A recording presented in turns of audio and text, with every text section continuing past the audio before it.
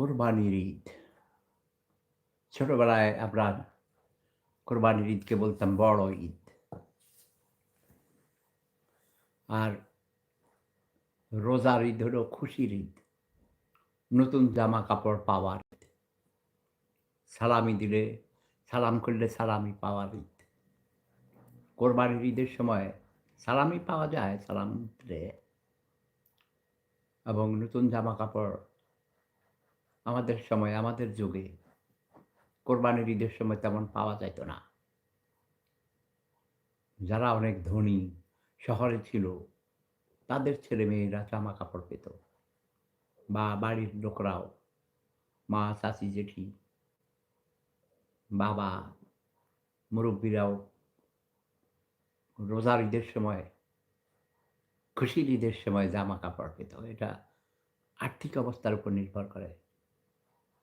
এখনো যারা ধনী, যাদের অনেক টাকা পয়সা আছে, তারা কোরবানির গরু কিনে অনেক টাকা টাকা দিয়ে গরু কোরবানি দেয়, খাসি কোরবানি দেয়, আরও কত দেয়, উট, দুম্বা। যে যত বেশি দামের দিতে পারে নাম করে গ্রামে। যেমন আমাদের গ্রামে গতকালকে আমি জিজ্ঞেস করেছি, শস্যাক বাজারে সেরিয়ারা হাই স্কুল অ্যান্ড কলেজের মাঠে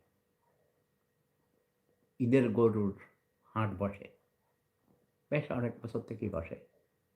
তো এখন এবার আমি জিজ্ঞেস করছি সবচাইতে বেশি বড় গরুর দাম কত হয়েছে? বলল যে ২,২০,০০০ টাকা এরকম কিছু। আমি বলছি মাত্র? এছাড়া অন্যান্য বড়, বড় মার্কেট তো ঢাকায় গাবতলীতে লক্ষ, লক্ষ টাকা দামের গরু। তাই না? কত লক্ষ I don't know। পৃথিবীর অনেক দেশে আরো ১,০০,০০,০০০, ২,০০,০০,০০০, ১০,০০,০০,০০০ টাকাও গরু, দুম্বা, এরপরে গরু, উট কোরবানি দেয়। নাম ফুটায়, নাম ফাটায়, বুঝেন না?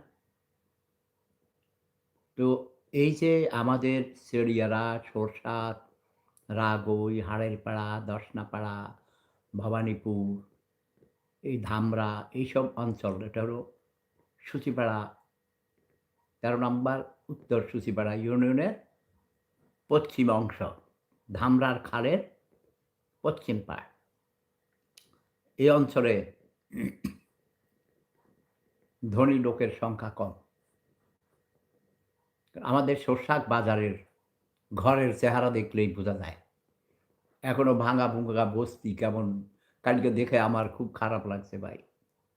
কিন্তু সূচিপাড়া বাজারে দেখি অনেক বড়, বড় বিল্ডিং, হাই রাইজ বিল্ডিং হয়ে গেছে, অনেক উন্নত।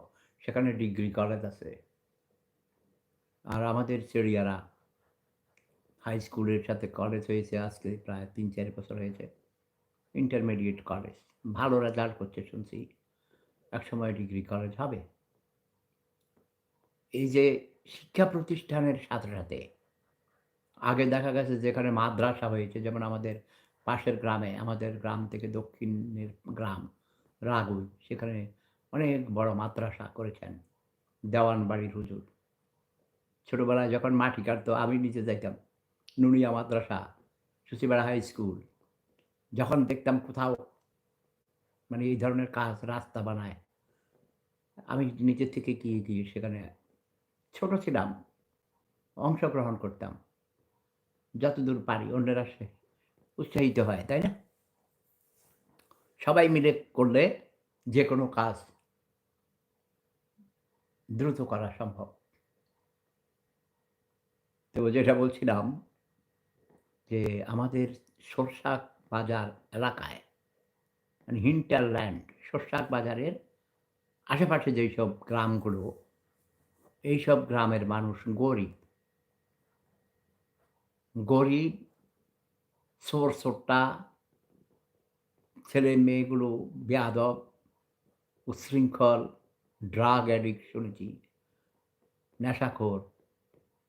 কালকে শুনলাম আমার ছোট ভাই মানিকের কাছে, মানিক এবং দাউদ আসছে লন্ডন থেকে। ওরা বলল আমাদের সরষাক বাজারে নাকি বিয়ার কিনতে পাওয়া যায়। ও বলে আপনি জানেন অনেক বছর আগের থেকেই তো পাওয়া যায়। আমি বলি না তো। বলছে শুধু বিয়ার না, কোন বিদেশি আপনি ওয়াইন, হুইস্কি আরো কি আছে নাম ভোদকা, ভোদকাও নাকি পাওয়া যায়। হতে পারে শোশাক এলাকায় অনেক প্রবাসী। আমাদের মজুমদার ফ্যামিলিতেই ১৫০-২০০ জন থাকে ইংল্যান্ডে। প্রতিদিন, প্রতি মাসে, প্রতি সপ্তাহে আরো অন্যান্য পাশের বাড়ির, অনেক পাশের গ্রামের এমন কোনো বাড়ি নাই, এমন কোনো ঘর নাই যে প্রবাসী নাই। যেসব গ্রামে প্রবাসী বেশি থাকে, সেসব গ্রামে একটা লেভেল পর্যন্ত মানুষ টাকা-পয়সা পায়, হাতে আসে। কিন্তু যেদিন আমি শুনবো আমাদের সরষার বাজারে মিনিমাম ৳৫,০০,০০০ বা ৳১০,০০,০০০ দামের গরুও পাওয়া যায়, কোরবানির গরু উঠে, তখন বুঝবো যে আর্থিক অবস্থা ভালো হয়েছে। বাইং ক্যাপাসিটি এবছর মানুষের অনেক কমে গেছে। আগে যারা একটা গরু দিত, ওরা ৫ ভাগায় দেয়, ৩ ভাগায় দেয়, বিভিন্নভাবে দেয়। আবার মোল্লারা, হুজুররা ওই গরুর চামড়া ফ্রি পাওয়ার জন্যে বলে ভাগাভাগি করে কোরবানি দিলে হবে না, হারাম। এদের তো যেকোনো কিছু হারাম, কাফের এইসব ফতোয়া দেয়। ওদের স্বার্থের জন্যে। কথা বোঝেন নাই? অশিক্ষিত মূর্খ, ছোট লোক, গরিব, ধোঁকাবাজ, মানুষকে অন্ধকারে রাখে, মন গড়া ফতোয়া দেয়। ঠিক না? জাহিদ, এমডি শফিকুল ইসলাম। হ্যাঁ, ভালো আছি।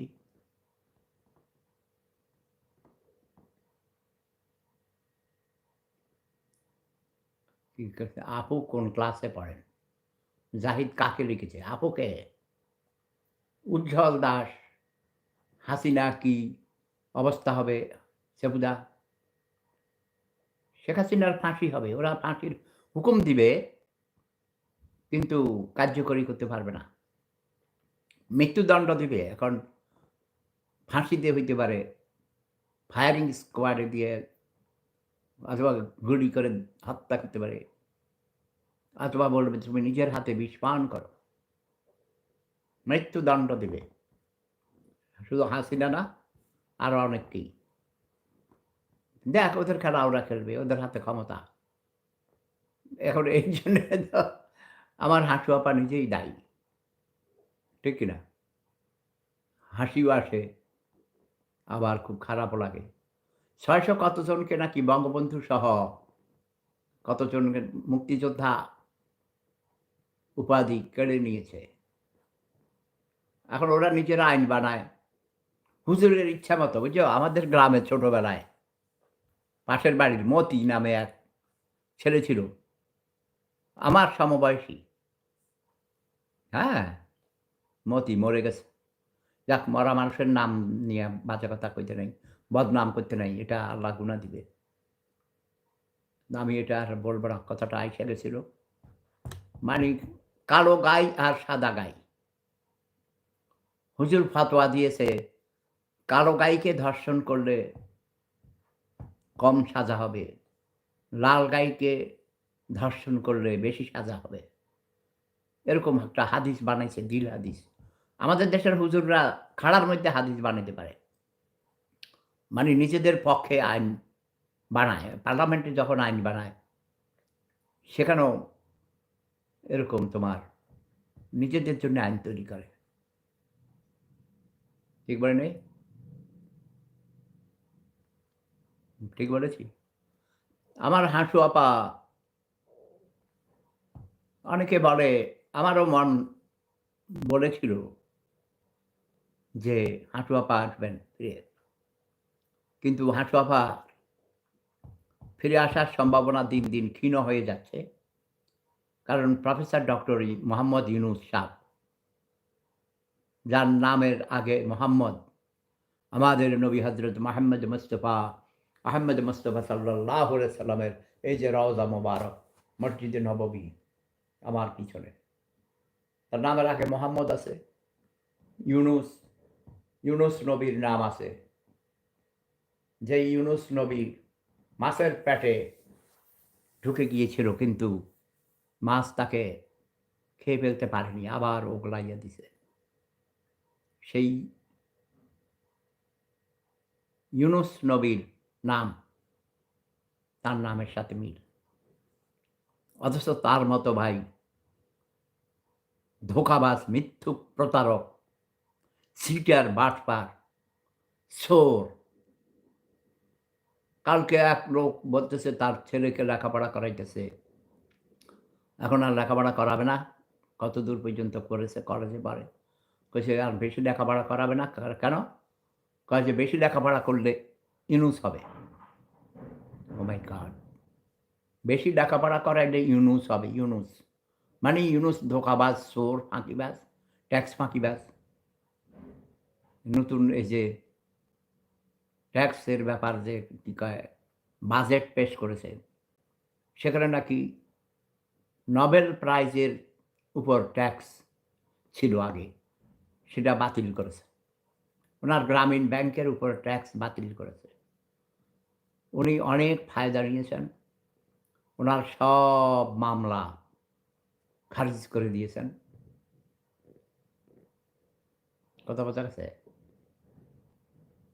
কাজেই আমার মতে এরকম বেশি লেখাপড়া করাইয়া সোরটা বানানো, ট্যাক্স ফাঁকি দেয়া, কর ফাঁকি দেয়া, মানুষকে ধোঁকা দেয়া দরকার নেই ভাই।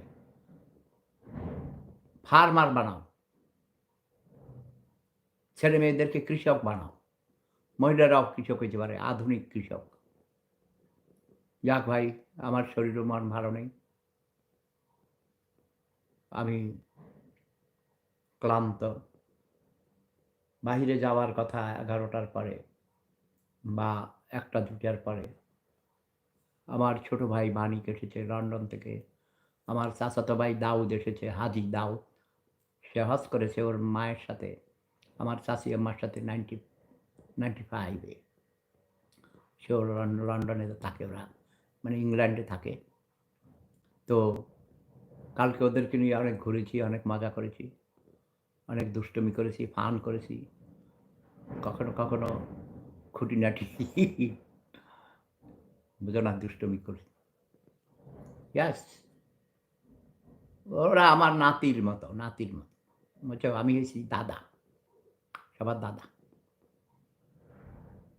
তো ওরা আসবে, ওদেরকে নিয়ে ঘুরতে যাওয়ার কথা, কিন্তু আবহাওয়া এত খারাপ, বৃষ্টি, বৃষ্টি পড়ে, ড্যাম ওয়েদার, মন্দির ডিপ্রেসিভ হয়ে যায়। আবহাওয়ার সাথে মানুষের মনের সম্পর্ক, তাই না? ইতিমধ্যে অনেকেই এসেছেন। আশা করি সবাই কোরবানির জন্যে, যারা কোরবানি দেয়ার যোগ্যতা রাখেন, ৭ জন মিলে হইলেও দিবেন। আগের দিনে ৭ ভাগে কোরবানি দিত। কিন্তু এখনকার মোল্লারা ফতোয়া দেয়, বিল হাদিস। ওদের হাদিস আপনারা মানবেন না। ৭ জনে দিবেন দরকার হইলে। বাচ্চারা, ছেলেমেয়েরা তাকাইয়া থাকে, অন্যের বাড়িতে গরুর গোশত রান্না করে, কোরবানি দেয়, তাই না? খাসি দেয়, ছাগল দেয়, যারা তৌফিকে কুলায়। আমার মতে সবাইকেই আনন্দে, এই খুশিতে শরিক হওয়া দরকার।